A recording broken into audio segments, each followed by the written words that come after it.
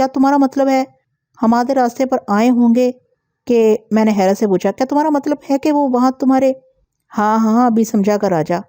وہ میری بات کاٹ کے اور میرے گلے میں باہیں ڈال کے مجھے دبوچنے لگا۔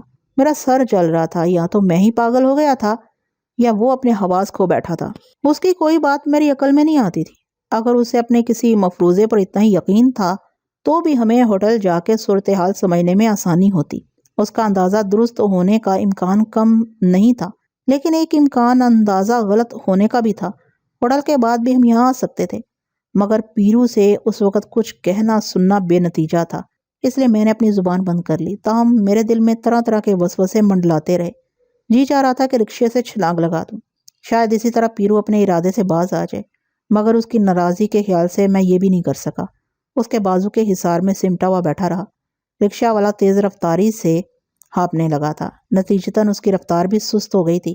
محبوب کی مہندی کا علاقہ اب قریب ہی تھا، یہاں سے میں اور جہانگیر روز صبح سیر کے لیے جایا کرتے تھے۔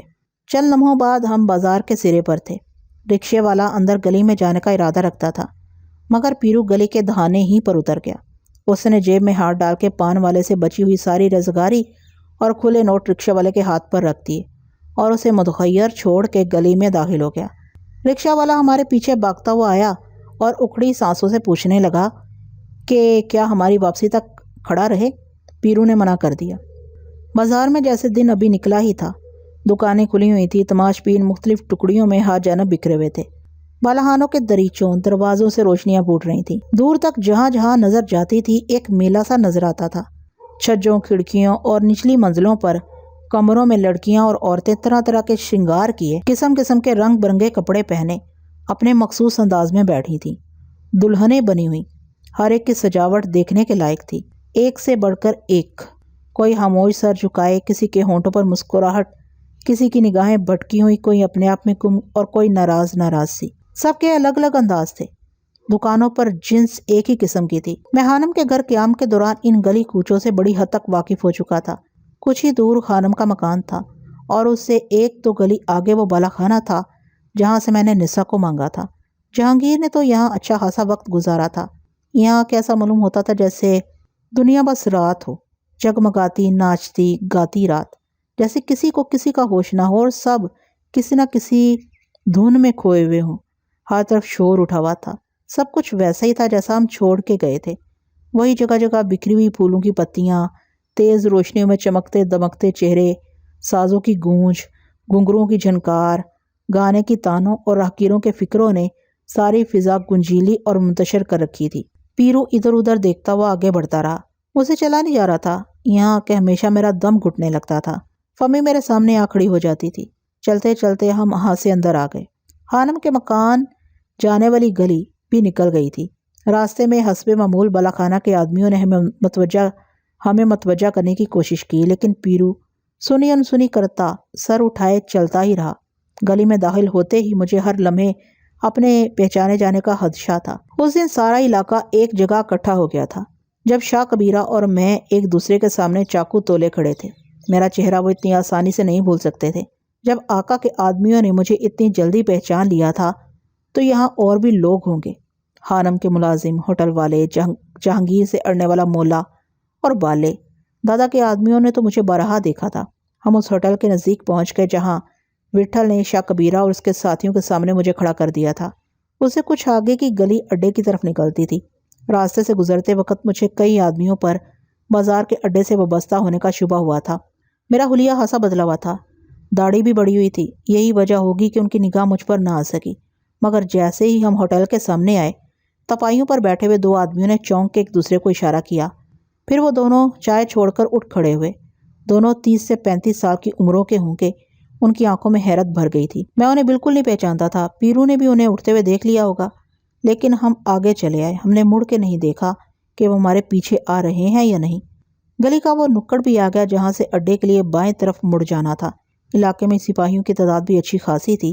نکڑ پہ ان کی ایک ٹولی کھڑی تھی۔ کسی سبب کے بغیر وہ ہمیں پوچھ گچھ کے لیے رک سکتے تھے۔ علاقے کا کوئی بھی آدمی ہماری طرف ان کی توجہ مبذول کرا سکتا تھا۔ ہمارے کپڑوں اور وضاقتہ سے انہیں یوں بھی کوئی شک ہو سکتا تھا۔ نواب کی جانب سے بظاہر کسی اقدام کا امکان نہیں تھا، مگر یہ علاقہ دوسرا تھا، کوئی عام علاقہ نہیں تھا۔ اب بھی ہم نکڑ سے اڈے پر جانے کی بجائے علاقے سے باہر نکل سکتے تھے۔ اب بھی کچھ نہیں گیا تھا۔ گلی کے نکڑ پہ پیرو نے گردن موڑ کے سوالیہ نظر سے میری طرف دیکھا، مگر میں نہ چاہتے ہوئے بھی اسے روک نہیں سکا۔ میں نے نگاہوں میں بائیں ہاتھ کی نسبتاً چوڑی گلی کی طرف اشارہ کر دیا۔ میرے قدم بہک رہے تھے، سارے جسم میں کانٹے سے چبھے ہوئے تھے۔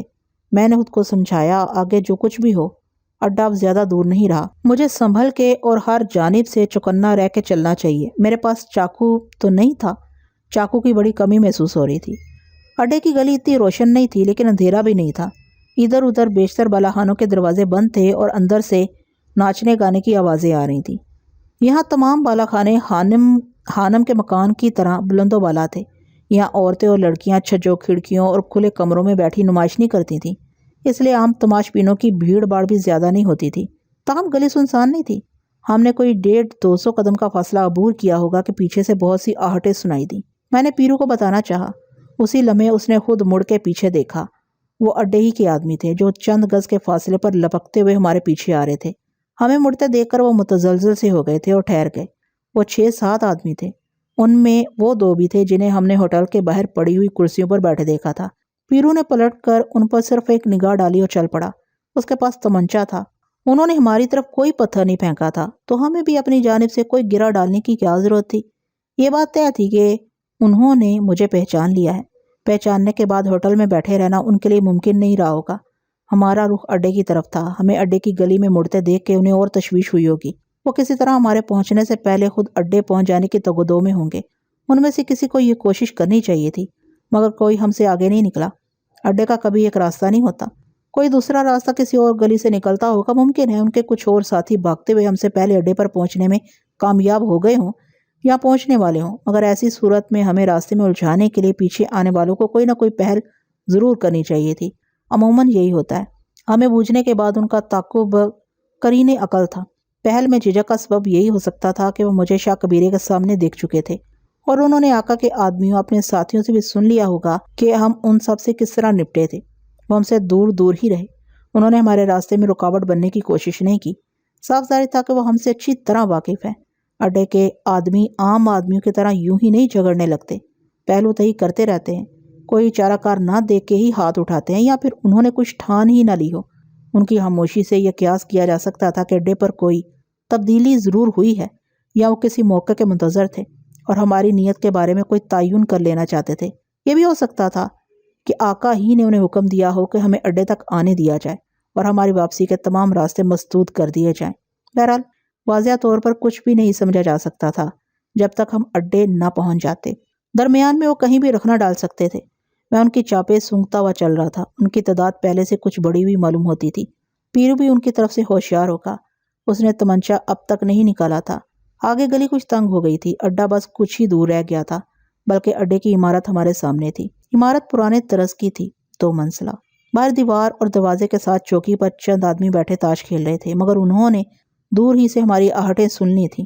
ہمیں اور ہمارے پیچھے اڈے کے آدمیوں کو بڑھتے دیکھ کے وہ بکھلا کے کھڑے ہو گئے، جیسے انہیں سانپ نے کاٹ لیا ہو۔ ایک سیدھا اندر دروازے کی طرف بھاگا، باقی 4 دروازے کے سامنے دیوار بن کر کھڑے ہو گئے۔ میری رگیں چٹک سی رہی تھیں اور میں نے اپنی سانس روک رکھی تھی۔ پیرو خاموش کھڑا رہا۔ ہمارے سامنے ہی ایک آدمی اندر گیا تھا، سو اب وہاں ہمارا کچھ کہنا لا حاصل تھا۔ ہمارے پیچھے اور سامنے اڈے کے سارے آدمی تلے کھڑے تھے۔ ہم بھی ان سے غافل نہیں تھے۔ چند لمحے بھی نہ گزرے ہوں گے کہ اندر سے شور سنائی دیا۔ میرا دل زور زور سے دھڑکنے لگا تھا۔ مجھے ان کی آواز صاف سنائی دی تھی اور دوسرے ہی لمحے وہ ہمارے سامنے تھا۔ میری آنکھیں چندھیا سی گئیں۔ وہ وٹھل ہی تھا۔ وہ کسی پاگل کی طرح میری جانب بڑھا تھا، سمندر کی کسی وحشی لہر کی مانند۔ اسے اپنے سامنے دیکھ کے میری نس نس میں درد بلبلانے لگا تھا۔ سینے میں ایسی گرج اٹھی کہ میری ہچکیاں بندھ گئی۔ وہ کبھی مجھے جھنجھوڑتا، کبھی میرے گالوں، میرے ہاتھوں کو چومتا۔ میرے شانے اس کے شانوں پر ڈھلک گئے تھے اور مجھے ایسا لگ رہا تھا جیسے سارا جسم ٹکڑے ٹکڑے ہو کر بکھر جائے گا۔ میں بلک بلک کے روتا رہا اور مجھے پتہ ہی نہیں چلا کہ کب اندر آئے۔ میرے حواس کچھ دیکھنے اور سننے کے قابل ہوئے تو میں نے دیکھا کہ وہاں بھیڑ لگی ہے۔ وہ سب میرے گرد جمع اور میں نے سنا کہ وٹھل مضطرب لہجے میں مجھے آوازیں دے رہا ہے، لاڈلے لاڈلے، اپنا ہی تو کچھ دوسروں کا ہی خیال کر جانی۔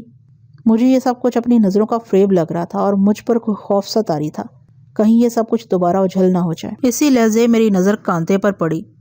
ہاں، وہاں کانتے بھی موجود تھا۔ اس کے ہونٹ پھڑپڑا رہے تھے اور بے قرار نظریں مجھی پر منڈلا رہی تھیں۔ مٹھل مجھے اپنے پہلو میں جکڑے ہوئے تھا۔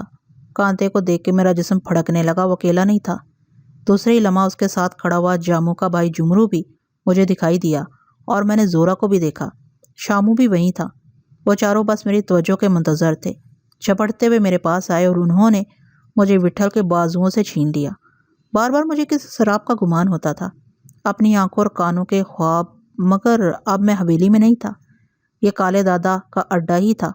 جہانگیر و خانم کو حیدرآباد سے لے جاتے وقت میں یہاں آ چکا تھا۔ وہی 5 محرابوں والا دلان اور دونوں طرف سرائے کی طرح بنے ہوئے کمرے۔ وٹھل کے سامنے وہی حقہ تھا جو کالے دادا نے پچھلی دفعہ بطور خاص اس کے لیے منگوایا تھا۔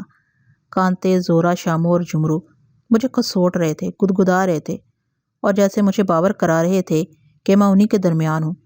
پھر کالے دادا امڑتا ہوا میرے سامنے آ گیا۔ اس نے زورا اور جمرو کو سر مار کے ہٹا دیا اور رفتگی سے میرے ہاتھ کو بوسہ دیا۔ قسم سے استاد، ایک پل کو بھی آنکھ نہیں لگایا۔ کیا؟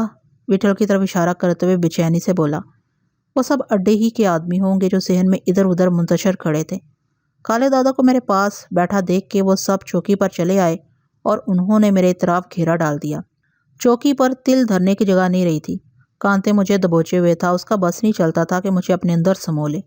اسی نے مجھے ان کے بیچ سے اٹھایا اور چوکی سے اتار کے زمین پر کھڑا کر دیا۔ صحن میں شور مچنے لگا تھا۔ کالے دادا نے ہاتھ اٹھا اٹھا کے اور چلا چلا کر انہیں خاموش کرنا چاہا۔ چیخو پکار کسی قدر کم ہوئی تو وہ مچلتی آواز میں وٹھل سے بولا، استاد ابھی میٹھا آئے گا۔ اس کے کہنے کی دیر تھی، سبھی شدومت سے اس کی تائید کرنے لگے۔ آئے گا رے، ضرور آئے گا، فیل کیوں مچاتے ہو؟ وٹھل نے کھنکتے لہجے میں کہا۔ آدمی بھیجو کالے، جتنا ملے سب ادھر ہی کھینچ لاؤ۔ وٹھل کی آواز ان کے شور میں دب گئی۔ پیرو وٹھل کے کولے سے کولا ملائے، کاؤ تکیے سے ٹیک لگائے بیٹھا چندی آنکھوں سے ان سب کو دیکھ رہا تھا۔ مٹھائی کا ذکر سن کے اس نے کالے دادا کو مخاطب کر کے ہانک لگائی، اوئے کالے دادا، اپنے لیے تو ابھی چائے کا بول باپ۔ ایک دم دادا، ابھی چٹکیاں میں تیار ہوتا ہے۔ کالے دادا چھاتی پر ہاتھ مار کے بولا۔ اور کچھ بولو بادشاہ۔ کھانا کھا لیا تم نے دادا؟ وٹھل نے چونک کے پیرو سے پوچھا۔ کھانا تو ادھر ڈال کے ہی چلا تھا، وہاں سے نکلے ہوئے اپن کو زیادہ دیر ہی نہیں ہوا ہے، 4 مینار سے بھی سیدھا ادھر پہنچا ہے۔ پہلے ذرا نہا دھو لو، وٹھل نے بھاری آواز میں کہا اور میری طرف سر اٹھا کے کانتے سے بولا، اس کو ایسے ہی پگھلاتا رہے گا؟ جا کے ذرا اسے شیشہ تو دکھا۔ کالے دادا اڈے کے آدمیوں کو چیخ چیخ کر اور اپنی عادت کے مطابق مٹک مٹک کے مختلف حکم دے رہا تھا۔ عمارت کے در و بام ان کی چاپور آوازوں سے دھمکنے لگے تھے۔ انہوں نے روشنیاں بھی تیز کر دی تھی۔ چوکی سے اتر کے میں کانتے اور جمرو کے سہارے فرش پر کھڑا ہوا تھا۔ وٹھل کا اشارہ ملتے ہی کانتے نے میری کمر میں ہاتھ ڈال کے مجھے جکڑ لیا اور میرے جسم کو زور سے جھٹکا دیا۔ وہ مجھے ان لوگوں کی بھیڑ سے اندر لے جانا چاہتا تھا۔ اسی پل بے اختیار میری نگاہ وٹھل کے پیر پر گئی۔ میرے قدم زمین پر جم کر رہ گئے۔ میں پلٹتے پلٹتے ٹھہر گیا۔ وٹھل کے پیر پر ابھی تک پٹی بندھی تھی، مگر پہلے جیسی سوجن نظر نہیں آ رہی تھی۔ تمہارا پیر اب کیسا ہے؟ میں نے پھٹی ہوئی آواز میں اس سے پوچھا۔ جواب دینے کی بجائے وہ مجھے گھور کے دیکھتا رہا اور گہری سانس بھر کے پیرو سے بولا، ابھی کچھ بولنا جانتا ہے دادا؟ ایسا؟ پیرو پہلے تو چونک پڑا، پھر کہا لگاتے ہوئے بولا، ادھر ایک دم طوطے کے مافک رٹا لگاتا تھا، پنجرے کے پنچھی کے مافک۔ اس کے پاس ایک آواز ہی تو اپنی رہ جاتی ہے دادا۔ ہاں وٹھل بھائی، پیرو کی آواز بوچھل ہو گئی، اپن بولتا ہے، اپن نے ایسا پنجرا سارا کبھی نہیں دیکھا۔ وٹھل نے اس کے زانوں پر آہستہ سے تھپکی دی اور اسے آگے کچھ نہیں کہنے دیا۔ پھر حقہ گڑگڑاتے اور بڑبڑاتے ہوئے مجھ سے کہنے لگا، سب ٹھیک ہے رے، اپنا ماس تو مٹی بھی مشکل سے نکلے گی۔ تم یہاں کب؟ پہلے رسیاں تو کچھ ڈھیلی کر لے، آگے ساری رات پڑی ہے، لگتا ہے ادھر بس دیواریں چاٹتا رہا ہے، ابھی اپن نے بہت باندھ کے رکھا تھا۔ پیرو بیچ میں تیزی سے بولا، کبھی ایک دم رسی توڑانے لگتا تھا، ادھر آ کے ہی ابھی کچھ ڈھیر ہوا ہے، ٹھکانے پر آ کے شیر بھی ڈھیر ہو جاتا ہے۔ ابھی تم ٹھیک ہی بولتا ہے وٹھل بھائی، پیرو نے شکستہ لہجے میں کہا، اپن سالہ شیر تو اپنے کو نہیں بولتا، پر ادھر آ کے اپن کا جوڑ بھی کچھ لوٹ پلٹ ہو گیا ہے۔ تم بھی تھوڑا آرام کر لو دادا، تم کو بھی پورا کدھر دیکھا ہے۔ پیرو نے بےتابانہ اس کا ہاتھ سینے میں بھینچ لیا، اپنا آرام تو ابھی تم کو دیکھنے سے ہو جائیں گا۔ کانتے مجھے کھینچتا دھکیلتا ہوا دلان میں لے آیا۔ مجھے ان کے درمیان ابھی تک ابا جان اور مارٹی نظر نہیں آئے تھے۔ میری نگاہیں انہی کو ڈھونڈ رہی تھیں۔ کانتے سے کچھ پوچھتے ہوئے میری زبان ایٹھنے لگتی تھی، جانے وہ کیا بتائے، لیکن مجھ سے ضبط نہیں ہوا۔ کانتے نے اندر کمرے میں آ کے مجھے اپنا جوڑا پہننے کو دیا تو میں نے سب سے پہلے انہی کے بارے میں اس سے پوچھا، تھوڑا چھری تلے دم لے، وہ آنکھیں میچ کے بولا، سب ٹھیک ٹھاک ہی ہیں، مگر وہ ہیں کہاں؟ ادھر ہی ہیں لاڈلے؟ یہی؟ میں نے اضطراری لہجے میں پوچھا۔ یہاں کیسے ہوتے؟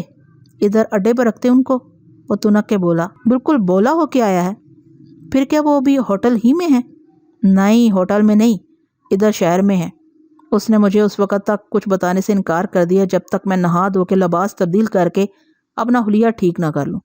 نہانے کو میرا جی بالکل نہیں چاہ رہا تھا، نہانے کا یہ کوئی وقت بھی نہیں تھا، ناچار مجھے اس کی بات ماننا پڑی۔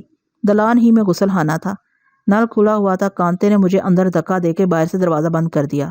کانتے کے چہرے اور لب و لہجے سے کوئی اندازہ نہیں ہوتا تھا۔ وہ کہہ رہا تھا کہ ابا جان شہر میں ہیں مگر ہوٹل میں نہیں ہیں۔ پھر وہ کہاں ہو سکتے تھے؟ مارٹی بھی یہاں نہیں تھا، وہ یقیناً انہی کے ساتھ ہوگا۔ پہلے میں نے اپنے طور پر یہی سمجھا تھا کہ انہوں نے ابا جان کو کہہ سن کے بمبئی چلے جانے پر آمادہ کر لیا ہوگا، مگر میرے بارے میں تسلی کی کوئی خبر سنے بغیر ابا جان یہاں سے کیسے جا سکتے تھے؟ میری کچھ سمجھ میں نہیں آ رہا تھا۔ وٹھل کی یہاں موجودگی سے ابا جان کی وحشت کا اندازہ کیا جا سکتا تھا۔ انہوں نے ہر طرف سے مایوس ہو کر ہی اسے مطلع کیا ہوگا۔ پانی خاصا ٹھنڈا تھا، مجھے جھجری سی آ گئی، لیکن ایک دو لوٹوں کے بعد زیادہ محسوس نہیں ہوا۔ میں نے جیسے تیسے جلدی صابن ملا اور تولیے سے جسم خشک کر کے کانتے کے کپڑے پہن لیے۔ اس کے اور میرے کپڑوں کی پیمائش میں کوئی خاص فرق نہیں تھا۔ بمبئی اور کلکتے میں اکثر ہم ایک دوسرے کے کپڑے پہن لیتے تھے۔ لباس کی تراش خراش بتا رہی تھی کہ یہ کپڑے زری کے بنائے ہوئے ہیں۔ گریبان سے ایسا ہی کڑا ہوا کرتا اس نے مجھے ترپ کے دیا تھا۔ پاجامے کی موری بھی اتنی ہی چوڑی تھی جتنی میرے پاجامے کی تھی۔ زری کو گلاب کا عطر پسند تھا، اسی کی ہلکی ہلکی خوشبو کرتے میں بسی ہوئی تھی۔ نہانے سے میری رگوں میں جیسے ٹھنڈک سی گھل گئی تھی۔ کانتے دروازے کے ساتھ کھڑا تھا، جمرو اور زورا بھی باہر موجود تھے۔ میرے نکلتے ہی کانتے نے بازو پھیلا کے مجھے گلے سے لگا لیا، کنگھی دی، میرے کرتے کی آستینیں درست کیں اور میری آنکھوں میں جھانکنے لگا۔ کیا دیکھ رہے ہو؟ میں نے تندئی سے کہا۔ تجھی کو دیکھتا ہے۔ اس کی آواز ڈول رہی تھی۔ معلوم پڑتا ہے جگ بیت گئے ہیں، کدھر کھو گیا تھا لاڈلے؟ کانتے بھائی سمجھو دوبارہ زندگی ملی ہے، اپنے دن بھی تجھ کو لگ جائیں، وہ بے قراری سے بولا۔ تجھ کو کیا بتاؤں، یہ 5-6 دن کا وقت کتنے جوخم سے کٹا ہے۔ ادھر ہم بھی بالکل جکڑے ہوئے تھے، وہ تو تم دونوں کو دیکھتے ہی پتا چل گیا تھا۔ ویسے بھی اپنے کو کوئی اچھے کی امید نہیں تھی۔ تمہیں معلوم تھا کہ ہم کہاں تھے؟ یہ معلوم تھا بھی اور نہیں بھی، وہ بھڑکتے ہوئے لہجے میں بولا۔ استاد نے بیڑی ڈال رکھی تھی سالی، ماں قسم استاد آڑے نہیں ہوتا تو تیرا بھائی 10-20 کو ٹھکانے لگا کے ہی لوٹتا، پر استاد، وہ جز بز ہو کر بولا، استاد کو تو جانتا ہے، کبھی بالکل مٹی کا بن جاتا ہے۔ گویا تم جان گئے تھے کہ ہم کہاں۔ میری بات منہ میں ہی رہ گئی۔ کالے دادا اڈے کے چند آدمیوں کے ساتھ دوڑتا ہوا میرے پاس آ گیا تھا۔ کانتے بھی ہونٹ چبا کے رہ گیا۔ اس دوران صحن میں اور بہت سے لوگ بھی جمع ہو گئے تھے۔ ہم کالے دادا کی میت میں اندر دلان سے ابھی باہر آئے تھے کہ دروازے سے کچھ اور لوگ مٹھائی کے ٹوکرے اٹھائے شور مچاتے اندر داخل ہوئے۔ وہ ہار پھول بھی ساتھ لائے تھے۔ جیسے ہی میں چوکی کے پاس پہنچا، مجھے دیکھ کے پیرو اچھل گیا اور پٹر پٹر پلکیں جھپکانے لگا۔ استاد ابھی کچھ دیکھتا ہے؟ اس نے وٹھل کو ٹہوکا دیتے ہوئے کہا۔ وٹھل کی آنکھیں بھی چمکنے لگی تھیں۔ ہاں دادا، وہ سر ہلاتا ہوا بولا، ابھی کچھ وہی لگتا ہے۔ پیرو نے لمبی سانس کھینچی اور دونوں ہاتھ سے کان پکڑ کے آسمان کی طرف دیکھتے ہوئے کہنے لگا، اپن کو آخری ٹائم ابھی ضرور کچھ آسانی ہو جائے گا۔ ہم کو معلوم تھا دادا یہ کس کے ساتھ ہے، وٹھل نے نسبتاً اونچی آواز میں کہا، پر اپن کا مغز بھی ادھر جا کے ایک دم پھر گیا تھا وٹھل بھائی۔ آنکھ کھلا تو اپن قید خانے میں پڑا تھا۔ شروع میں تو اپن سب ماحول جانا، پر جلدی الٹا سیدھا سمجھ میں آ گیا۔ ادھر کا کچھ ٹھیک نہ ہی تھا، پل میں رت بدل جاتا تھا۔ اپن ماتھا تھامے سوچتا تھا ابھی وٹھل بھائی کے سامنے آنے کا رہے گا بھی کہ نہیں۔ وہ ادھر سالہ نواب کا اولاد۔ جانے تو دادا، وٹھل نے پیرو کا شانہ دبا کے بھنبھناتے لہجے میں سے روک لیا۔ کالے دادا نے مٹھائی اور ہار پھولوں کے ٹکڑے وٹھل کے آگے رکھ دیے تھے۔ میں، کانتے، جمرو، شامو اور زورا بھی چوکی پر وٹھل اور پیرو کے پاس آ کر بیٹھ گئے تھے۔ کالے دادا نے وٹھل کے گلے میں ہار ڈال کے مٹھائی کا پہلا دانہ اس کے منہ میں رکھا۔ ہر طرف نعروں جیسی صدائیں بلند ہونے لگی۔ وہ سب وٹھل کو مبارکباد دے رہے تھے۔ عمارت میں کان پڑی آواز سنائی نہیں دیتی تھی۔ ابھی کالے دادا ہمارے سامنے سے نہیں ہٹا تھا کہ ایک دراز قد تنو مند عمر رسیدہ شخص تیزی سے چوکی کی طرف بڑھا اور وٹھل کے مقابل آ کے بیٹھ گیا۔ اس نے سر جھکا کے پہلے وٹھل کے گلے میں گوٹے کا ہار ڈالا اور اس کے پیر پکڑ کر زیر لب کچھ کہنے لگا۔ وٹھل نے اس کا جھکا ہوا سر اپنے سینے میں بھینچ لیا اور اس کے لمبے کھچڑی بالوں میں انگلیاں پھیرتے ہوئے بولا، اپنے لیے تو تمہارے یہ پھول ہی بہت ہیں سردار، ہم کو اس کی بالکل ضرورت نہیں ہے۔ وٹھل کا اشارہ اس تھیلی کی طرف تھا جو آنے والے شخص نے چپکے سے اس کے قدموں میں رکھ دی تھی۔ وہ شخص ہاتھ چھوڑے وٹھل کے سامنے بیٹھا رہا۔ منع مت کرو مائی باپ، اس نے لجاجت سے کہا۔ اپن پھر کیا جانے کہ استاد نے اپنے کو کسی قابل نہیں سمجھا، استاد اپن سے خفا ہے۔ نہیں نہیں، وٹھل نے مسکراتے ہوئے کہا۔ پھر انکار کاہے کو بولتا ہے استاد، وہ آرزدگی سے بولا۔ اپن ابھی اس کو خوشی سے لایا ہے اور یہ تمہارا جانتے ہیں سردار، اپنا حق ہم خوب جانتے ہیں، پر اس کو ابھی تم پاس ہی رکھو، ضرورت پڑی تو آدمی بھیج دیں گے۔ کانتے نے مجھے ٹہوکا دیا اور سرگوشی میں بتایا، یہ دل برا ہے، ادھر سارے بازار کا ٹھیکے دار ہے سالہ، بازار کا سارا بھتہ پہلے اسی کو جاتا ہے پھر اڈے پر آتا ہے۔ شکل و صورت سے وہ کسی اڈے کا استاد نظر آتا تھا، جسم کی طرح چوڑا سر، بڑی بڑی پھٹی پھٹی آنکھیں، ادھڑا ہوا سا سانولا چہرہ۔ بادل نخواستہ اس نے تھیلی اٹھائی اور الٹے قدموں چوکی سے اتر گیا۔ وہ اترا ہی تھا کہ اڈے کا ایک اور آدمی لپک کے چوکی پر آ گیا اور وٹھل کے پیروں پر سر رگڑنے لگا۔ نمبر 1 کا نقشے باز ہے حرامی، کانتے نے بدبداتے ہوئے مجھ سے کہا۔ آگے بہت پچھاڑی مارتا تھا سالہ، میں نے اسے پہلے بھی دیکھا تھا۔ شاہ کبیرے کے ساتھ خانم کے بالا خانے پر آنے والے آدمیوں میں یہ بھی شامل تھا، اور اس وقت بھی شاہ کبیرے کے پہلو میں کھڑا تھا جب میں اور وہ بازار کے چوک میں ایک دوسرے کے سامنے ہوئے تھے۔ بعد میں اس شخص نے اڈے پر قائم رہنے کے لیے وٹھل سے درخواست کی تھی اور وٹھل نے اسے کالے دادا کے ہاتھ میں دے دیا تھا۔ مجھے یاد ہے اس کا چہرہ کچھ بجھ سا گیا تھا، لیکن اس نے وٹھل سے تکرار نہیں کی۔ اس زمانے میں یہ چاقو ہمیشہ اوپر کی جیب میں رکھتا تھا، اس طرح کے صاف نظر آئے۔ یہیں اڈے پر وٹھل نے اس کا چاقو اوپر کی جیب سے نکال کے نیچے بغلی جیب میں ڈال دیا تھا۔ پھر جب تک ہم حیدرآباد میں رہے ہم نے دوبارہ اسے اوپر کی جیب میں چاقو رکھتے نہیں دیکھا، اب بھی نہیں تھا۔ چلتے وقت جب نواب عالم تاب اسٹیشن پر آیا تھا تو بھی یہ ہمیں رخصت کرنے کے لیے وہاں موجود تھا۔ میں کانتے سے پوچھنا چاہتا تھا کہ اس نے ان کے راستے میں آخر کون سی رکاوٹ کھڑی کی تھی، لیکن مجھے کانتے سے بات کرنے کا موقع نہیں مل سکا۔ وٹھل اور پیرو کے پاس سے ہٹ کے وہ شخص سیدھا میرے پاس آیا، میرے پیر پکڑ کر اس نے میرے گالوں کو بوسہ دیا اور پھولی ہوئی سانسوں سے بولا، تمہارے بنا استاد بالکل آدھا لگتا تھا۔ پھر خود چونک پڑا اور سنبھل کے بولا، اب ان کا مطلب ہے ایسے استاد 100,000 سے بڑا ہے، پر تمہارے بنا کوئی کمتائی لگتا تھا اس میں، صرف اپنے کو نہیں یہاں سبھی کو۔ اپن بول نہیں سکتا کہ تم کو دوبارہ دیکھ کے کتنی خوشی ہوئی ہے۔ ناتھو کو اپنا نوکر سمجھو دادا، اپنے کو حکم کرو اور اپنے کو حکم کرو۔ میں نے اپنے پیروں سے اس کے ہاتھ ہٹائے، اسے کچھ کہنے کی کوشش کی لیکن کہہ نہ سکا۔ اچھا ہوا کہ کانتے نے اسے اپنی جانب گھسیٹ لیا اور یوں میری مشکل حل کر دی۔ دل برا اور ناتھو کے نیچے اترنے کی دیر تھی، لوگ ہر طرف سے چوکی کی طرف امڑ پڑے۔ بظاہر ان کا ارادہ یہی معلوم ہوتا تھا کہ وہ سب ایک دم اوپر آ جائیں گے، مگر کالے دادا اور اڈے کے دوسرے آدمیوں نے انہیں روک لیا اور سختی سے تاکید کی کہ وہ تحمل سے کام لیں۔ اس وقت میری سمجھ میں آیا کہ ان کا کیا مقصد ہے۔ وہ وٹھل کو ناتھو اور دلبرا کی طرح بالمشافہ مبارکباد دینے کے لیے بے قرار نظر آتے تھے۔ اچھا خاصا ہجوم تھا اور لوگ مسلسل اندر آ رہے تھے، گویا اگر یہی سلسلہ چلا تو ساری رات گزر جائے گی اور ہم یوں ہی بیٹھے رہیں گے۔ میں نے وحشت سے وٹھل کی جانب دیکھا، لیکن وہ پیرو سے باتوں میں مصروف تھا۔ وہ چاہتا تو انہیں روک دیتا، لیکن اسے جیسے کچھ خبر نہیں تھی۔ مٹھائی اور پھولوں کے ٹوکڑے وٹھل کے سامنے سے ہٹا کے ایک طرف رکھ دیے گئے تھے۔ ان میں سے ہر شخص چوکی پر پہلے آنے کے جستجو میں لگا ہوا تھا۔ بہرحال دیکھتے دیکھتے ان کی ایک قطار سی بند گئی، ایک جاتا نہیں تھا، دوسرا اچک کے چوکی پر چڑھا تھا۔ اوپر آ کے پہلے وہ وٹھل کے گلے میں ہاتھ ڈالتا، کوئی چیز ساتھ ہوتی تو پیش کرتا، اس کے پیر چھوتا اور مبارکباد دیتا ہوا یا تو پیرو کی طرف جاتا یا پھر پہلے میرا رخ کرتا۔ میرا اندازہ کسی قدر غلط تھا، اچانک آمد کے سلسلے میں اپنی مسرت کا اظہار کرنا ہی نہیں تھا، اڈے کے نئے استاد کو سلامی پیش کرنا بھی تھا۔ گویا وٹھل کے اڈا سنبھالنے کے بعد انہیں یہ رسم ادا کرنے کا موقع نہیں ملا تھا۔ حیدرآباد میں نئے استاد کی تبدیلی پر یہ رقم باقاعدہ انجام پاتی تھی، پہلے بھی یہی ہوا تھا جب وٹھل نے کالے دادا کو یہاں کا استاد مقرر کیا تھا۔ بمبئی اور کلکتے میں بھی اڈے سے باہر کسی نئے استاد کے آنے پر یہ رسم ادا کی جاتی ہے، مگر کوئی لازم نہیں ہے اور اتنی باقاعدگی کے ساتھ نہیں ہوتی۔ وہ اپنے چاقو وٹھل کے پیروں میں رکھ رہے تھے۔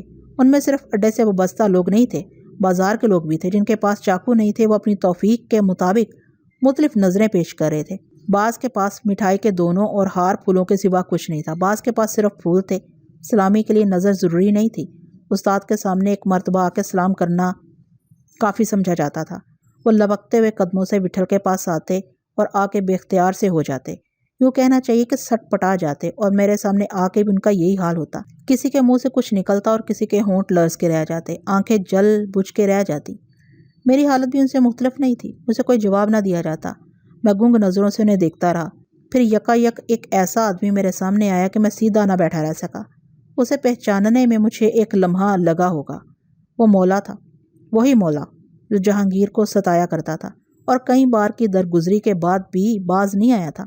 چنانچہ مجھے مجبوراً اس سے اس کے دو ساتھیوں سے نبٹنا پڑا تھا۔ انہی کے سبب سے شاہ کبیرہ میری طرف متوجہ ہوا تھا۔ مولا بھی مجھے زندگی بھر نہیں بھول سکتا تھا۔ اس کے چہرے پر چاقو کی کئی لکیریں کھینچی ہوئی تھیں، بھوری بھوری مونچھیں بھی ہاسی ابھری ہوئی تھیں، پہلے سے بڑا معلوم ہو رہا تھا۔ وہ اچانک میرے سامنے آ کے ہاتھ جوڑ کے بیٹھ گیا۔ میں نے اسے پہچانا تو میری رگوں میں چمک سی اٹھنے لگی۔ ایک بار تو میرے جی میں آیا کہ اسے یہی تماچے مارنا شروع کر دوں۔ میرا ہاتھ اٹھ جاتا، لیکن یکابارگی مولا نے سر اٹھا کے مجھے دزیدہ نگاہوں سے دیکھا۔ اس کی آنکھیں بھری ہوئی تھیں۔ وہ میرے پیر تھام کے گڑ گڑانے لگا، مولا کو معاف کر دو دادا، تم کو خدا رسول کا واسطہ، اپن آپ کو بالکل نہیں پہچانتے تھے، اب ان کا دماغ ایک دم خراب ہو گیا تھا۔ میں سنتا رہا، مولا بالکل بدل گیا ہے، ادھر پوچھ لو کسی سے، اپن اب کسی کو۔ اس کی آواز لرز رہی تھی۔ رکیے رکیے، کیا آپ نے صدی کی لائبریری کو ابھی تک سبسکرائب نہیں کیا؟ تو جلدی سے کر لیجئے۔ سبسکرائب کے بٹن کو پریس کرنے کے بعد بیل کے آئیکن کو پریس کرنا ہرگز مت بھولیے گا، اور ساتھ میں آل نوٹیفیکیشن کو آن کر لیجئے گا تاکہ آپ کو میری آنے والی ہر دلچسپ کہانی کی ویڈیو سب سے پہلے مل سکے۔ میں نے کچھ نہیں کہا۔ وہ ہمکتے ہوئے لہجے میں بولا، رجو بھائی کیسا ہے؟ رجو سے اس کی مراد جہانگیر تھا۔ خانم یہاں اسے اسی نام سے پکارتی تھی۔ ٹھیک ہے، میں نے استگی سے کہا۔ اسے باتیں بنانا بھی خوب آ گیا تھا، زبان اب کسی قدر صاف تھی۔ بچپن اس کا خانم کے بالا خانے پر ہی گزرا تھا۔ لمحوں تک وہ میرے سامنے بیٹھا میری زبان سے کچھ سننے کا منتظر رہا، پھر میرے ہاتھ چوم کے جھجکتا ہوا اٹھ گیا۔ طرح طرح کے لوگ تھے، ہر عمر اور ہر چہرے کے لوگ، اڈے کے نئے اور پرانے آدمی، بڑے بالا خانوں کے نگراں اور بازار کے بڑے دکاندار۔ بہت کم لوگ میرے دیکھے ہوئے تھے۔ اس کے بعد ان 5 آدمیوں میں سے وہ 2 بھی میرے سامنے آئے جنہوں نے میرا اور پیرو کا پیچھا کیا تھا، اور موسیٰ ندی کے قریب ہمیں ان سے بات کرنے کے لیے ٹھہر جانا پڑا تھا۔ دونوں یکے بعد دیگرے میرے سامنے آ کے بیٹھ گئے۔ ان کے کترائے ہوئے جسموں پر کپ کپی تاری تھی، جیسے پکڑ کر لائے گئے ہوں۔ وٹھل اور پیرو سے انہوں نے کچھ کہا ہو تو کہا ہو، میرے پاس آ کے یوں ہی ٹھٹکے بیٹھے رہے۔ میری پیرو اور وٹھل کی گردنیں پھولوں سے چھپ گئی تھیں۔ ادھر وٹھل کے پہلو میں سلامی کے طور پر آنے والی چیزوں کا ڈھیر لگ گیا تھا، جبکہ چاقو انہیں اسی وقت واپس کیے جاتے رہے تھے۔ یہ سلسلہ سویرے تک جاری رہتا اگر کالے دادا نئے آنے والوں پر پابندی نہ لگا دیتا۔ عمارت میں جو لوگ پہلے سے موجود تھے وہی اوپر آ سکے، انہیں کی تعداد کم نہیں تھی۔ پھر بھی جتنا میرا خیال تھا اتنی دیر نہیں لگی۔ ایک تو وٹھل نے چند لوگوں کے سوا کسی سے بات نہیں کی، سر ہلاتا اور ہوں ہاں کرتا رہا۔ دوسرے کالے دادا نے الگ شور مچا رکھا تھا۔ میں نے سکون کی سانس لی۔ کالے دادا نے نئے آنے والوں کو منت سماجت کے باوجود قطعی انکار کر دیا تھا۔ اس سے بیشتر کہ کوئی اوپر آنے کی کوشش کرتا، وہ چوکی پر چلا آیا، لیکن اس کے اوپر آتے ہی عمارت میں ایک لمحے کے لیے سکوت چھا گیا۔ کالے دادا نے پلٹ کے دیکھا اور مضطرب سا ہو گیا۔ ہمارے مقابل لوگوں کے بیچ میں ایک بوڑھا شخص دونوں ہاتھ اٹھائے کھڑا تھا۔ بھورا رنگ، بڑی ہوئی داڑھی، چوڑا ماتھا، جھکے ہوئے کندھے، درمیانہ قد اور دھنسی ہوئی آنکھیں، چہرے کی ہڈیاں نمایاں تھی اور تھوڑی کا گوشت لٹک رہا تھا۔ قلموں کے سفید بال دور سے دکھائی دے رہے تھے۔ وہ ڈھیلا ڈھالا لباس پہنے ہوئے تھا۔ کسی زمانے میں چوڑا چکلا آدمی ہوگا۔ اس کی عمر 70 سال سے کم نہیں تھی۔ کالے دادا نے ایک نظر وٹھل کی طرف دیکھا، پھر تیزی سے چوکی سے اتر گیا۔ کونش کے انداز میں اس نے بوڑھے آدمی کا دامن پکڑا اور سلام کیا اور اسے ہاتھ پکڑے ہوئے چوکی پر لے آیا۔ ادھر ادھر کھڑے ہوئے لوگوں نے اس کے لیے راستہ چھوڑ دیا تھا۔ چوکی پر آ کے بوڑھا دوسرے آدمیوں کی طرح وٹھل کے پیر چھونا چاہتا تھا، مگر وٹھل نے کھڑے ہو کر اسے گلے سے لگا لیا۔ بوڑھا آدمی بہت دیر تک اس سے لپٹا رہا۔ جدا ہوا تو اس کی آنکھیں بھیگی ہوئی تھیں۔ پیرو بھی کھڑا ہو گیا تھا۔ ان دونوں سے گلے مل کے وہ میری طرف پلٹا اور میرا سینہ ٹھوکنے لگا۔ پھر میرے گال تھپ تھپاتے ہوئے اس نے مجھے اپنے بازوؤں میں جکڑ لیا۔ اس کے بازوؤں میں ابھی تک زور تھا۔ اپن سب سنا ہے، وہ جھرجھراتی آواز میں بولا۔ اپن ایک ایک بات سنتا ہے۔ 2-3 گماواں میں وہ کتے کا پلا شاہ کبیرہ ماں بول دیا تھا۔ ان وقتہ میں اپن ادھر شہر میں نہیں تھا، گیسو والے پیر کے پاس گلبرگے گئے ہوئے تھے۔ ورنہ شہزادہ کے درشنا کو کیسے نہ آتے۔ اس کی آواز میں ایک گونج تھی۔ میں نے تذبذب سے اسے سلام کر کے بیٹھ جانے کا اشارہ کیا۔ اس اثنا میں وٹھل نے اس کا شانہ تھام کے اسے اپنے پہلو میں بٹھا لیا۔ میں نے اسے پہلے نہیں دیکھا تھا، وہ خود بھی یہی کہہ رہا تھا، لیکن وہ اڈے ہی سے وابستہ کوئی شخص ہو سکتا تھا۔ اب نہیں تو کبھی کسی وقت اڈے سے اس کا تعلق واسطہ ضرور رہا ہوگا۔ چہرے مورے سے بھی یہی ظاہر تھا۔ یہاں سبھی اس کے واقف معلوم ہوتے تھے، ایسے واقف کہ اس کے آنے پر بے چین ہو گئے تھے، اور اب اس کے چوکی پر بیٹھ جانے کے بعد وہ بہت خوش اور جوشیلے نظر آ رہے تھے۔ وٹل سے بھی اس کی واقفیت نئی نئی لگ رہی تھی۔ مجھے جستجو تھی کہ وہ کون ہو سکتا ہے۔ وہ مجھ سے اس قدر قریب تھا کہ اس کے بارے میں کانتے یا زورا سے کچھ پوچھنا مناسب نہیں تھا۔ اس کے بیٹھتے ہی کالے دادا نے مٹھائی کا ٹوکرا اس کے سامنے رکھ دیا۔ بوڑھا ہنسنے لگا، بھیگی ہوئی ہنسی۔ اس کی آنکھیں رو رہی تھیں۔ عمارت میں خاموشی چھانے لگی۔ پہلے بھنبھناہٹ سی ہوئی، پھر قبرستان جیسی کیفیت طاری ہو گئی۔ آخری خاموشی اس وقت ٹوٹی جب وٹھل نے اپنا چاقو جیب سے نکالا اور اپنی جگہ سے اٹھ کے بوڑھے کے قدموں میں ڈال دیا۔ ایک کوہرام سا مچ گیا۔ ان کی بے تاب صداؤں سے عمارت کے در و بام لرزنے سے لگے، اور وٹھل کے ساتھ بھورے دادا کے نام کا بھی نعرہ لگا رہے تھے۔ بھورے دادا بوڑھے کا نام ہوگا۔ وہ منہ چھپائے بری طرح ہڑک رہا تھا۔ میری طرح کانتے، جمرو اور زورا کی آنکھیں بھی حیرت سے پھٹی ہوئی تھیں۔ کانتے بچپن سے وٹھل کے ساتھ تھا، مگر ایسا منظر اس نے زندگی میں پہلی بار دیکھا ہوگا۔ پیرو بھی دم بخود بیٹھا تھا۔ وٹھل کا چاقو بھورے دادا کے قدموں میں پڑا تھا، اور وٹھل کے چہرے پر سکوت چھایا ہوا تھا۔ بھورے دادا کی حالت اضطراری ہو گئی تھی۔ دیکھتے دیکھتے وہ فرش سے اپنا ماتھا رگڑنے لگا۔ وٹھل نے اس کے شانے پکڑ کر اسے اٹھایا اور اپنے ہاتھ سے مٹھائی کا ایک ٹکڑا اس کی طرف بڑھایا۔ بھورے دادا کا چہرہ آنسوؤں سے شرابور ہو گیا۔ اس نے ڈبڈبائی نظروں سے وٹھل کی جانب دیکھا اور اس کے ہاتھ تھام کے مٹھائی اسی کی طرف لوٹا دی۔ وٹھل نے ٹکڑا اپنے منہ سے لگا لیا۔ بھورے دادا نے ایک دم اس کے ہاتھ دوبارہ اپنی طرف کھینچ کے بچی ہوئی مٹھائی منہ میں رکھ لی۔ مان اسے اپنے پیروں میں پڑے ہوئے چاقو کا خیال آیا۔ اس نے اسے ہجانی انداز میں اٹھا کے سینے اور آنکھوں سے لگایا، سر پر رکھا اور آسمان کی طرف منہ کیے کیے کچھ سوچتا رہا۔ میرا خیال تھا کہ وہ چاقو وٹھل کو واپس کر دے گا، لیکن اس نے اسے بوسہ دے کے جیب میں رکھ لیا۔ لوگ پاگل سے ہو گئے۔ ان کی بے ہنگم آوازوں نے ہذیانی انداز اختیار کر لیا۔ گرد و نواح میں دور دور تک شور گونج رہا تھا۔ کالے دادا اور اس کے ساتھ اڈے کے دوسرے آدمیوں نے ہاتھ اٹھا اٹھا کے لوگوں کو خاموش ہو جانے کی تلقین کی۔ یقیناً انہیں کسی حد تک کامیابی ہوئی، لیکن اڈے کا رنگ ہی بدل گیا تھا۔ پیرو نے کالے دادا کو اشارہ کیا کہ وہ ہجوم میں مٹھائی تقسیم کرنا شروع کر دے۔ اسی کی ہدایت پر ٹوکرے کھلے رکھے گئے تھے۔ لوگ ان پر بے تحاشا ٹوٹ پڑے، حالانکہ انہیں معلوم تھا کہ مٹھائی افراد سے موجود ہے، مگر چھینا چھپٹی میں جو لطف تھا وہ اطمینان سے کھانے میں نہیں تھا۔ پیرو نے دانستہ کالے دادا کو یہ مشورہ دیا ہوگا، لوگوں کا دھیان بٹانے اور فضا بدلنے کی خاطر۔ کالے دادا چوکی کے اس سرے سے اس سرے تک ٹوکرا کندھے پر رکھے جھومتا مٹکتا گھوم رہا تھا، کسی پھیری والے کی طرح۔ کسی کے منہ میں وہ گلاب جامن رکھتا، کسی کے منہ میں برفی۔ پیرو کے پاس پہنچا تو جانے پیرو کے جی میں کیا آئی۔ اس نے اپنے سارے ہار اتار کے کالے دادا کی گردن میں لوٹ دیے۔ سبھی کو جیسے ایک شوشہ مل گیا۔ سب نے بڑھ بڑھ کے پیرو کی تقلید کی۔ چند لمحوں میں کالے دادا کا چہرہ اور سینہ پھولوں میں گم ہو گیا، اور وہی سب کی توجہ کا مرکز بن گیا۔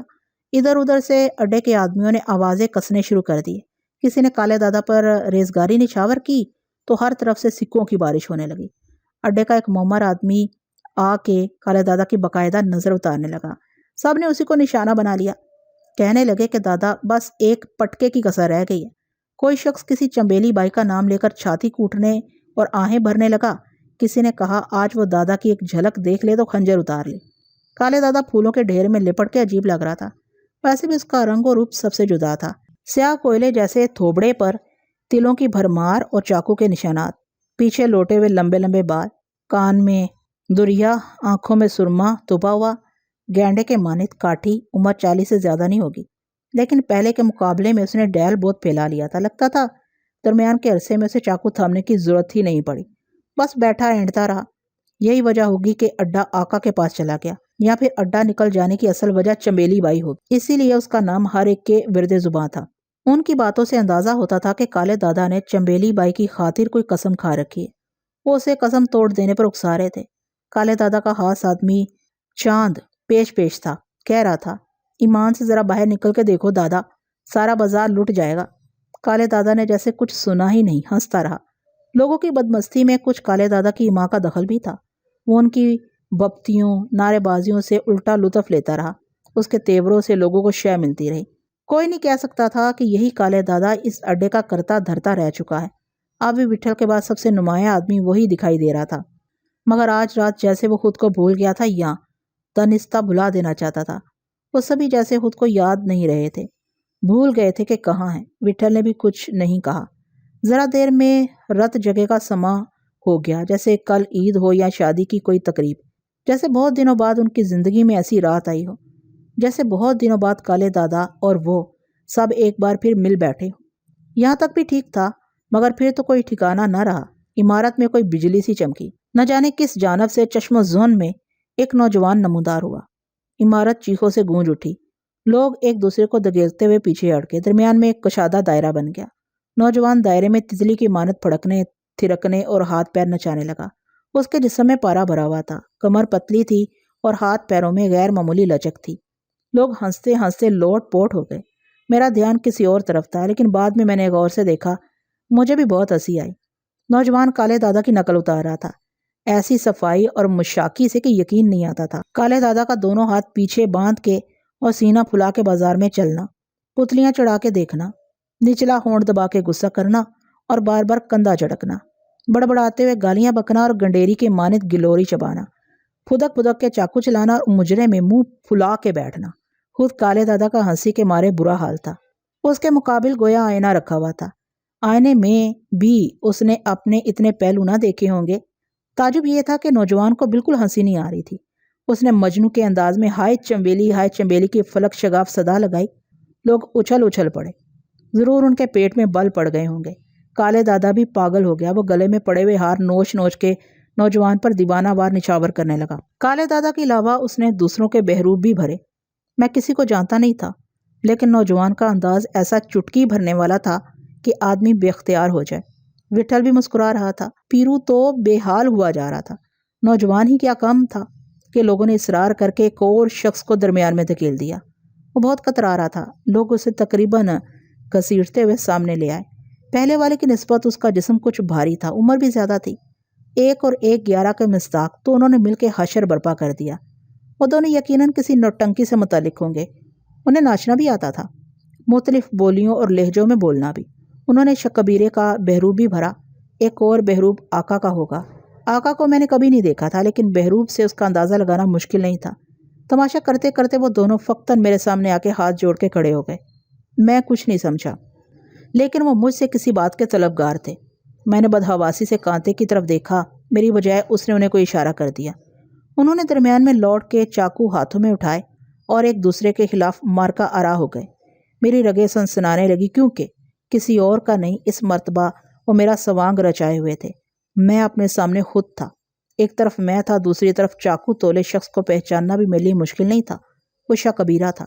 دوسرے نوجوان میں جیسے شاہ کبیرہ کی روح ہلول کر گئی تھی۔ وہ بالکل اسی کی طرح چاقو ہاتھ میں لہراتا، بل کھاتا، ابلی ابلی آنکھوں کے ساتھ چھپٹ رہا تھا۔ سب کچھ وہی تھا۔ بازار کے نکڑ کی طرح یہاں بھی کم و بیش وہی لوگ تھے۔ اس وقت بھی سب کے ہونٹوں پر مہر لگی ہوئی تھی، جیسے ابھی شاہ کبیرہ کا فیصلہ ہونا باقی ہو۔ کئی بار خود مجھے دھوکا ہوا کہ میں کہاں ہوں۔ پہلے تو میں درمیانی جگہ کے کنارے کنارے گھومتا رہا اور اس کے حملوں سے بچنے کی کوشش کرتا رہا۔ وہ ادھر آتا تو میں ادھر چلا جاتا۔ اتنے دن گزر جانے کے بعد بھی انہیں ایک ایک بات یاد تھی۔ کس طرح میں دیر تک شاہ کبیرے کو بے سروپا نچاتا رہا تھا۔ وہ کبھی دائیں طرف ہاتھ مارتا، کبھی بائیں طرف۔ اس کا غصے میں آنکھ بگولا ہو جانا، منہ سے کف نکلنا اور ڈکرانا۔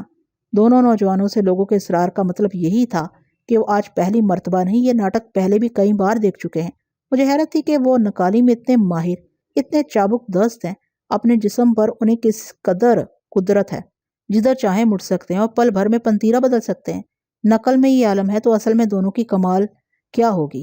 انہوں نے اصل کی طرف جانے کی کوشش کیوں نہیں کی؟ سب کچھ کسی تصویر کے مانند تھا۔ وقت کی گردش جیسے پلٹنے لگی ہو۔ آخر وہ لمحہ بھی آ گیا جب شاہ کبیرہ بالکل کنارے پر چلا گیا اور میں نے اپنا چاقو پھینک دیا۔ وہ کچھ بدحواس ہو گیا اور چنگاڑنے لگا۔ میں نے آنن فانن چند پہلو بدلے ہوں گے کہ اس کا چاقو میرے ہاتھ میں تھا۔ میں نے چاقو کچھ ایسے کھچے اور ستے ہوئے انداز میں اس کی طرف بڑھایا کہ زمین پر بیٹھ جانے کے سوا اس کے پاس کوئی چارہ نہیں رہا تھا۔ اس کے بیٹھتے ہی عمارت کی دیواریں اور دروں سے شور کا سوتا پھوٹ پڑا۔ انہوں نے شاہ کبیرے والے نوجوان کو اوپر اٹھا لیا۔ اس کا نچلا حصہ برہنہ تھا اور وہ اپنے کرتے سے ستر پوچھی کی کوشش کر رہا تھا۔ لوگ اس کی خواص باختگی پر بری طرح کہکہے لگا رہے تھے۔ اسے چاقو لگنے کا سوال ہی نہیں تھا۔ بیٹھنے کے بعد اس نے ڈرامے میں حقیقت کا رنگ بھرنے کے لیے خود کو اس بے شرمی پر تیار کیا ہوگا یا دوسروں نے اسے مجبور کر دیا ہوگا۔ پورے صحن میں اگربتیوں اور پھولوں کی خوشبو بسی ہوئی تھی۔ ایک طرف کونے میں رکھے سماوا میں چائے کھول رہی تھی۔ لوگ ابھی تک آ رہے تھے۔ صحن میں پہلے سے بہت بڑا ہجوم ہو گیا تھا۔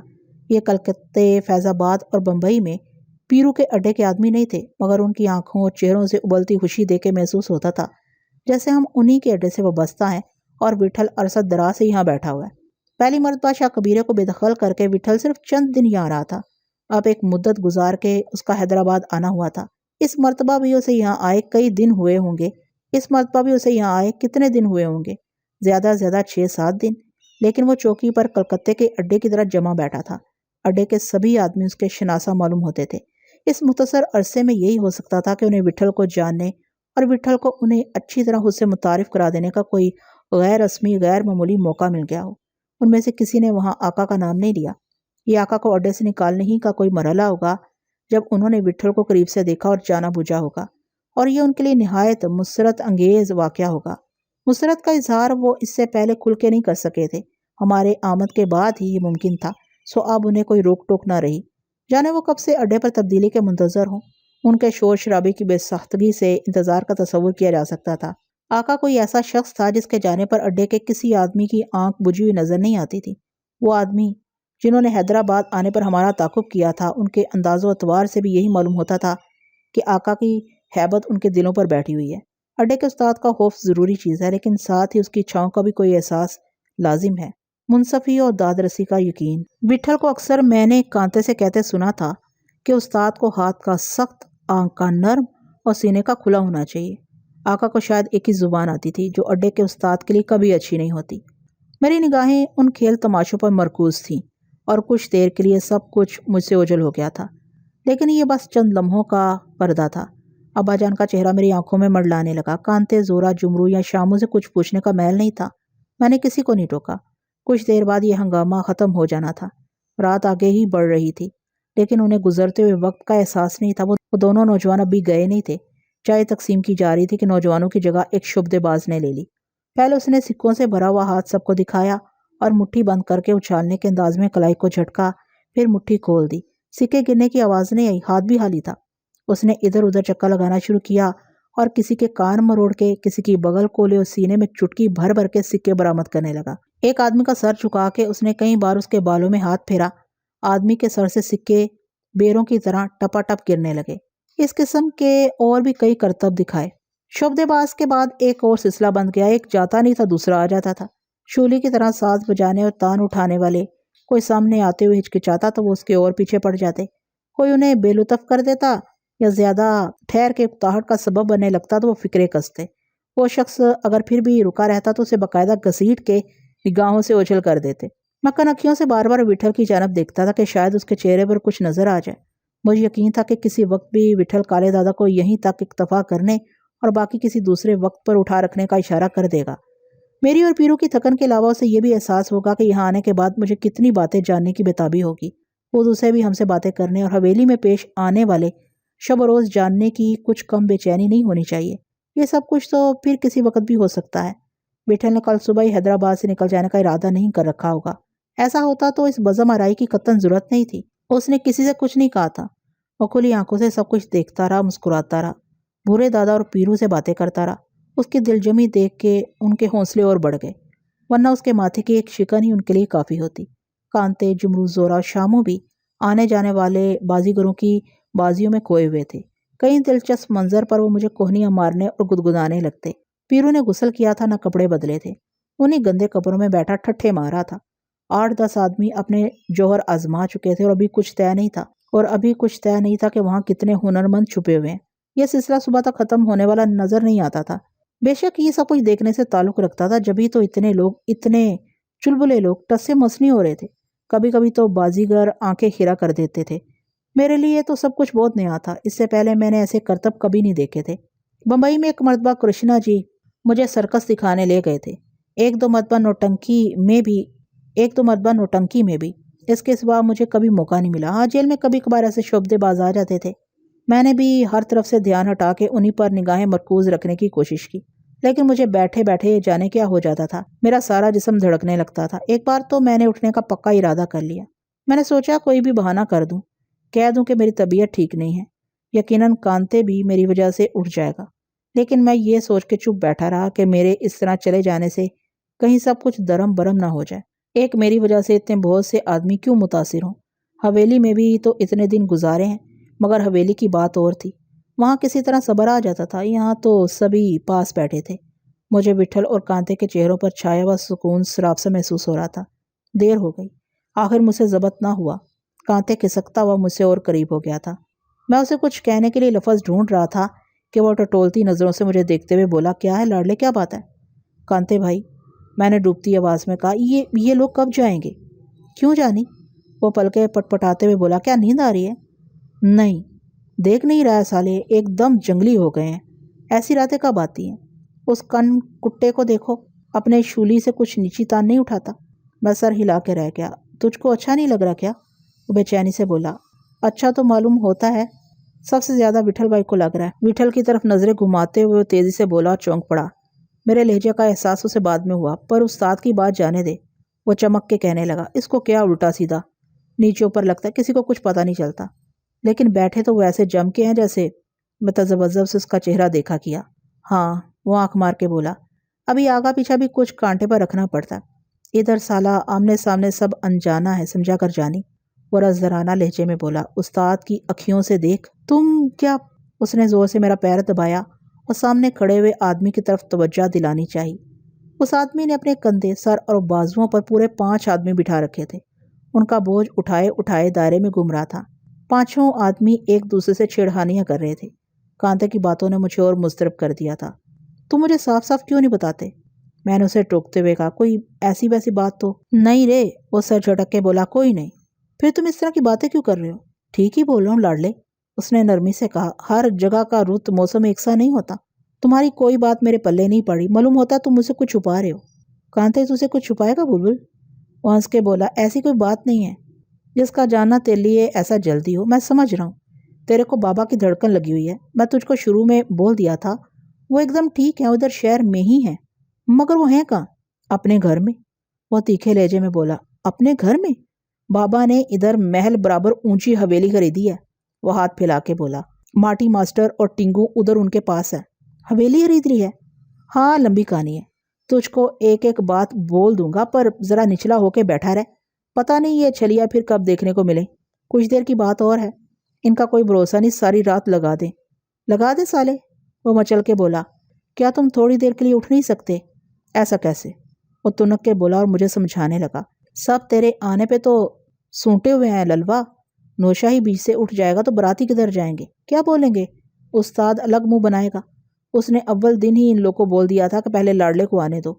کانتے وہی کچھ کہنے لگا جو میں نے خود سے کہا تھا، میری کمر پر دب مارتے ہوئے بولا، چلنے دے جانی، اب اکٹھا ہی اٹھیں گے، تھوڑی دیر ان حرام خوروں کو اور مستانے دے، دیکھ نہیں رہا استاد بھی آج کیسا بندہ بیٹھا ہے؟ سب دیکھ رہا ہوں، میں نے ترشی سے کہا، پر آنکھوں سے ہی دیکھ رہا ہے نا، اس لیے کہ صرف انہی سے نظر آ رہا ہے۔ اس نے مجھے چمٹا لیا، روٹ گیا سجنا؟ روٹنے کس میں کیا بات ہے کانتے بھائی، تو بولتا ہے تو میں اٹھ جاتا ہوں۔ نہیں، بیٹھے رہو، شاید تم ٹھیک ہی کہہ رہے ہو، واقعی وٹھل بھائی کو برا لگ سکتا ہے، وہ چاہتے تو انہیں روک سکتے تھے کہ باقی پھر پہ رکھیں، ان کا اشارہ ہی کافی ہوتا، مگر استاد ایسا نہیں چاہتا۔ میں نے تندی سے پوچھا، آخر ایسی کیا بات ہے؟ تو ادھر 12 دن حویلی میں لٹکا رہ کے بھی یہ پوچھتا ہے؟ ادھر ہم کو آئے 6 دن ہو گئے، باہر تھے پر ادھر ہم بھی جکڑے ہی رہے، کوئی اور جگہ ہوتی تو سالی کیا اتنی دیر لگتی؟ یہ رگڑ گھس کرنا پڑتا؟ کیا ہم لوگ ادھر ہی ہیں؟ ابھی ہم لوگ ادھر ہی ہیں، اور جب تک ادھر کا دانا پانی زور کرتا ہے تب تک۔ وہ بھناتی آواز میں بولا، سارا گودا نکال کے آیا ہے، اتنی دیر سے کیا بول رہا ہوں؟ میں نے پھر اسے کوئی حجت نہیں کی۔ اور ایک بات دھیان میں رکھ، اڈے کا مالک اب اپنا استاد نہیں بھورے دادا ہے، تیرے سامنے ہی استاد نے ہتھیار اس کے آگے ڈالا ہے، ساری رات کیا ساری عمر گزر جائے گی جب تک بھورے دادا ادھر بیٹھا ہے، استاد منہ سے کچھ نہیں پھوٹے گا، تو اس کی رگ رگ سے واقف ہے، پھر ایسا کیوں بولتا ہے؟ میں اسے پوچھنا چاہتا تھا یہ بھورے دادا کون ہے، لیکن میں نے اپنی زبان بند رکھی۔ درمیان سے بے یک وقت 5 آدمیوں کا بوجھ سہارنے والا شخص ہٹ چکا تھا، اور اس کی جگہ کمر میں رنگین مٹکے باندھے ہوئے 3 نوجوانوں نے لے لی تھی، مگر ابھی وہ سامنے ہی آئے تھے کہ انہوں نے اپنا تماشا شروع نہیں کیا تھا کہ عمارت پر ایک لہجے کے لیے سکتہ ستاری ہو گیا۔ عمارت کے باہر سے یکایک متعدد دھماکے سنائی دیے تھے۔ سب پلٹ کے دروازے کی طرف دیکھنے لگے۔ اسی دم وہاں کوئی جھماکا سا ہوا۔ زرق برق لباس میں ملبوس 3 عورتیں دروازے پر نمودار ہوئیں۔ ان کے پیچھے زندے اور ایک ساتھ بہت سے آدمی اندر داخل ہوئے۔ ساری عمارت میں سیٹیاں گونجنے لگی تھی۔ اس پہ پٹاخوں کی آوازوں نے ایک تلاطم سا اٹھا دیا تھا۔ لوگوں نے عورتوں کے لیے راستہ چھوڑ دیا۔ دروازے سے چوکی تک کا فاصلہ زیادہ نہیں تھا، تاہم انہیں ہم تک پہنچنے میں دیر لگی۔ ان میں سے ایک ادھیڑ عمر عورت آگے تھی، 2 لڑکیاں اس کے عقب میں۔ تینوں کے رخساروں پر سرخ و سفید رنگ دمک رہے تھے، پلکوں پر ستارے اور کانوں میں آویزیں جگمگا رہے تھے۔ دونوں کے قد نہ زیادہ چھوٹے تھے نہ بڑے، بس درمیانے تھے۔ عورت بوٹے قد کی تھی۔ تینوں نپے تلے قدموں سے سر اٹھائے نگاہیں جھکائے آئی تھیں۔ چوکی کے پاس آ کے وہ ٹھہر گئی۔ انہوں نے شائستگی سے وٹھل کو تسلیمات کی۔ وٹھل نے کسمساتے ہوئے بھورے دادا کی طرف اشارہ کیا۔ وہ کچھ ٹھٹک سی گئی، مگر دوسرے ہی پل انہوں نے اسی انداز سے بیچ میں بیٹھے ہوئے بھورے دادا کو آداب کیا۔ ان کے ساتھ زندے بھی تھے۔ وٹھل نے متردد نگاہوں سے کالے دادا کی طرف دیکھا۔ اسی وقت آگے کھڑی ہوئی عورت نے شرمیلے سے لہجے میں اسے مخاطب کیا۔ بندی کو تارا کہتے ہیں، شاید استاد نے نام سنا ہو۔ اسی بازار میں غریب خانہ ہے۔ اس کی آواز بکھر بکھر رہی تھی اور نہایت شستہ تھی۔ بندی پہلے ہی دن خدمت میں حاضری دیتی، لیکن بتایا گیا کہ سر دست رسائی ممکن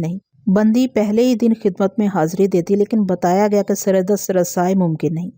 پھر جانے کیوں یہ خوش فہمی رہی کہ شاید استاد ہی کسی دن راستہ بھول جائے۔ یہاں بازار میں سب آپ کو دعائیں دیتے ہیں۔ بہت مشکل وقت گزارا ہے یہاں سبھی نے، کوئی آزمائی سمجھ کے۔ بندی کیا عرض کرے، یہ اس کا مکم حل نہیں ہے۔ کسی نے سچ کہا ہے، خدا کے ہاں دیر ہے اندھیر نہیں۔ برے دن آخر ٹل گئے، ایسے دن جو یہاں کبھی کسی نے دیکھے نہیں سنے تھے۔ بازار کا ہر گھر استاد کے پاس آنے اور اپنی خوشی کا اظہار کرنے کے لیے بےتاب ہے۔ وٹھل نے اپنا بھاری سر ہلا دیا۔ ان کو کیوں تکلیف دیا ہے کالے؟ اس نے الجھے ہوئے لہجے میں کالے دادا سے کہا۔ بخدا ہم اپنی خوشی سے آئے ہیں، وہ جھلملاتی آواز میں بولی۔ ابھی کچھ دیر پہلے معلوم ہوا کہ چھوٹے میاں تشریف لے آئے ہیں اور اب حاضری پر کوئی بندش نہیں ہے۔ بندی سے پل بھر نہ ٹھہرا گیا۔ ہم اجازت کے بغیر آ گئے ہیں۔ تسلیم قبول ہو اور چھوٹے میاں کی آمد کی مبارکباد۔ خوشی کی اس گھڑی میں ہم کیوں کسی سے پیچھے رہیں؟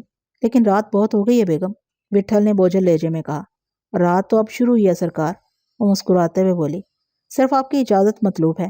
اپنی ان 2 بچیوں کو میں نے کچھ سکھانے کی، جو کچھ بھی بندی کو آتا ہے، ان کے سپرد کرنے کی کوشش کی ہے، مگر یہ فیصلہ تو پرکھنے والی نگاہیں ہی کر سکیں گی کہ انہوں نے یہ میراث کتنی قبول کی ہے، کچھ کیا بھی ہے یا نہیں۔